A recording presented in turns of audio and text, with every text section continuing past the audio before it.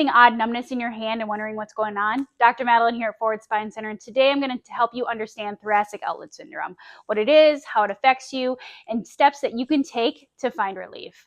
It can be complex, but don't worry, we're going to break it down for you in a few simple terms. Thoracic outlet syndrome happens when nerves or blood vessels between your collarbone and your first rib become compressed. This area, also known as your thoracic outlet, is a tight space where a bunch of nerve and blood vessels pass through. If anything compresses or irritates them, it can lead to pain, numbness, tingling, weakness in the shoulder, the arm, and the hand. Common symptoms with TOS include the numbness or tingling in your fingers, weakness of grip strength or dropping objects, neck, shoulder, or arm pain, or possibly discoloration or swelling in your arm.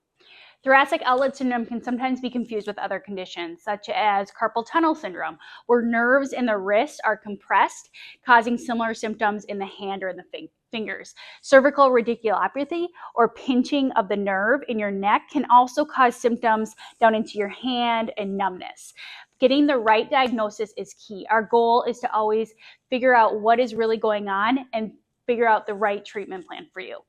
Now let's talk about different ways to treat thoracic outlet syndrome. The good news is that often TOS can be managed with conservative treatments and specific exercises. Along with that proper diagnosis and mobilization to the area that are impacted, a few exercises to help open up that thoracic outlet and take pressure off those nerves and blood vessels, relieving that compression, can really go a long way. So let's go over some exercises and stretches.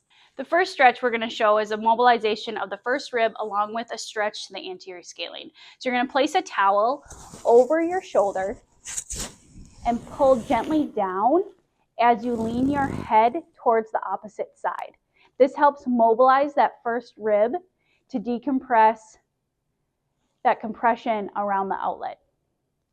You also can release the towel and just gently tilt your head towards one side, bring your ear towards the opposite shoulder, and holding for 10 to 20 seconds, repeating on each side.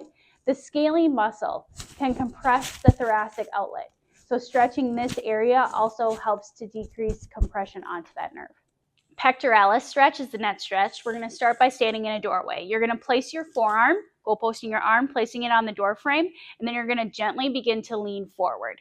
Tight chest muscles can also contribute to TOS symptoms, so stretching this area can be very helpful. Again, these exercises are designed to create space along that thoracic outlet. For best results, I'd recommend making sure that you perform these daily, especially if you spend all day sitting at your desk.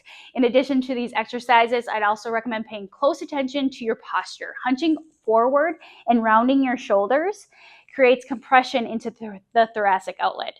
When you're sitting, make sure that your shoulders are rolled up, back, and down. Some people find relief by making those small adjustments to their workstation, things like adjusting your chair height, using a document holder, and taking frequent breaks to stretch and move. If you are struggling with symptoms that might be related to thoracic outlet syndrome, don't wait and get help. Early intervention can make a big difference. Feel free to reach out if you have any questions. This is Dr. Madeline. Thank you for allowing me to be part of your health journey.